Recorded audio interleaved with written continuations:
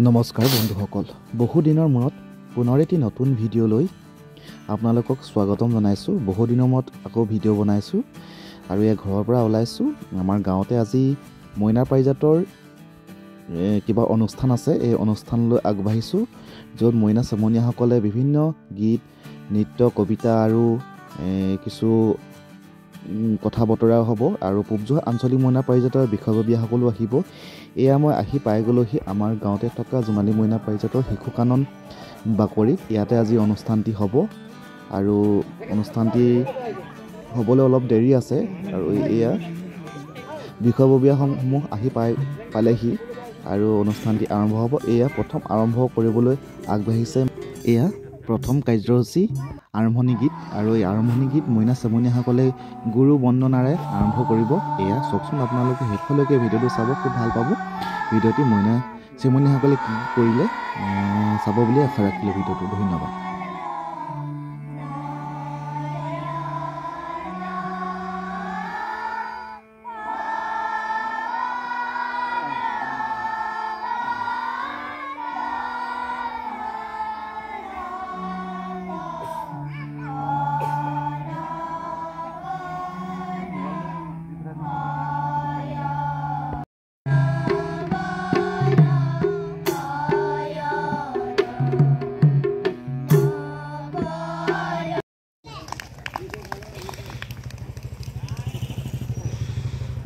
ইয়াৰ পিছতে আমি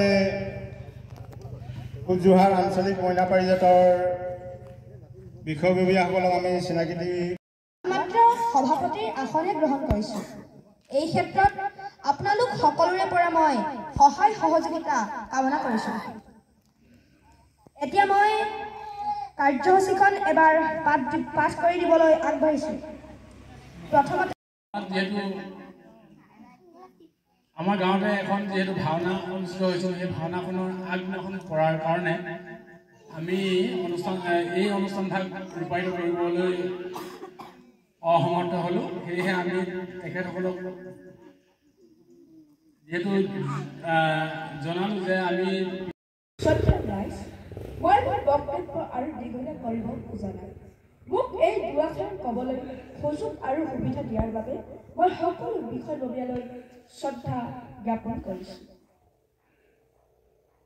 মইনা পাৰিজাত তোমাক স্বাগতম, মইনা পাৰিজাত তোমাক স্বাগতম, ধন্য ধন্য তোমাৰ আদৰ্শ, ধন্য ধন্য তোমাৰ আদৰ্শ, মইনা পাৰিজাত তোমাক স্বাগতম।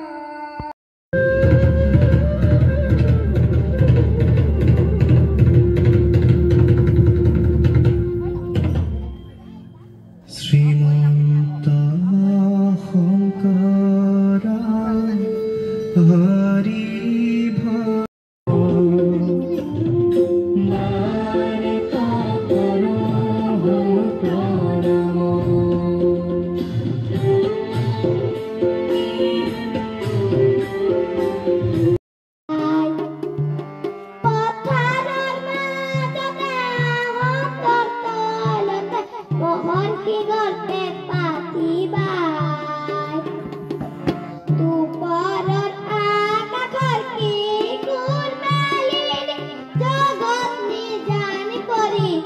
Niki